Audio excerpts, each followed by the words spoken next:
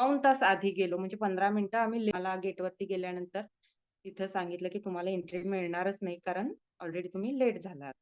तुमचे पटपट चोकोरे symbol draw केला आणि रेकीला कॉल केला. 1-2 मिनिटावर एकाला पाठवा आणि डायरेक्ट त्यांना तिथे प्लेनमध्ये बसण्यासाठी व्यवस्था करून द्या म्हणून. त्या युवराज तेली आहे. मी कोल्हापूरमध्ये राहते.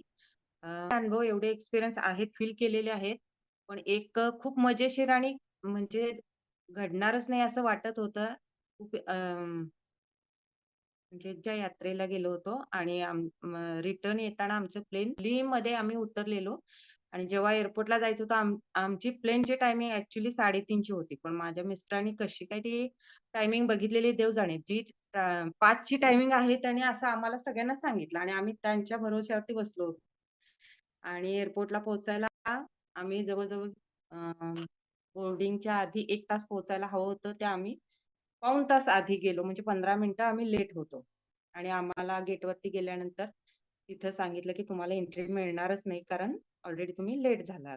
तुमचे ते ते फार म्हणजे फार स्ट्रिक्टली अँड रूडली बोलत होते, की 1 तास आधी बंद होतंय आता काही ओपन होणारच नाही म्हणून. आणि काय एकदम माझ्या डोक्यामध्ये आलं, की आपण चकोरे सिम्बॉल यांच्यावरती ड्रॉ करूया. मी चौघांवरती पटपट चोकोरे सिम्बॉल ड्रॉ केला आणि रेकीला कॉल केला. 1-2 मिनिटांमध्येच हा सगळा कार्यक्रम झालेला माझ्या समोरच. ते ऑफिसर्स आम्हाला नाही म्हणत होते आणि आम्ही सगळेजण मिळून माझे दोन्ही मुलं आणि माझे मिस्टर त्यांना रिक्वेस्ट करत होते. मी पण रिक्वेस्ट केली, त्यांना पण ते ऐकण्याच्या मनस्थितीमध्ये नव्हते. आणि मी एवढंच म्हणाले, की "आता रेके माते आता बघ तू काय होणार आहे. आम्हाला तरी जायचंय आणि चोकोरे सिम्बॉल ॲक्टिव्हेट होऊ दे आणि ह्या सगळ्यांचं मन परिवर्तन होऊ दे आणि आम्हाला फ्लाइट आमची मिस नको व्हायला." असं एवढंच मी म्हणत होते. तेवढ्यात त्या मेन ऑफिसर्सना काय वाटलं देव जाणे. ते जात म्हणजे मला फक्त असं बघितलं त्याने आणि जरासं पुढे गेल्याने त्यांच्या तिन्ही ऑफिसर्सना सांगितलं, "ठीक आहे, यांना एक एक यांच्याबरोबर एकाला पाठवा आणि डायरेक्ट त्यांना तिथे प्लेनमध्ये बसण्यासाठी व्यवस्था करून द्या" म्हणून.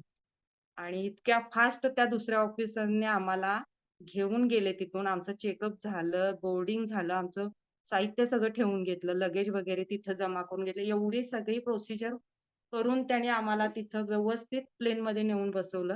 म्हणजे कारण ह्याच्या आधी पण आमचं प्लेन मिस झालेलं होतं एकदा. तेव्हा आम्ही 2 तास आधी बोर्डिंगच्या तिथे होतो, पण तरी आम्हाला त्याने अलाऊ केलं नव्हतं. पण हे फक्त रेकीमुळे घडलं असं आम्ही सगळ्यांनी ते अनुभवलं होतं त्या दिवशी.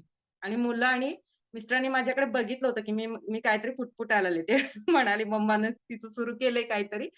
आणि खरोखर आम्हाला म्हणजे येईपर्यंत असं वाटत होतं, की हे फक्त ह्याच्यामुळेच पॉसिबल झालेलं आहे.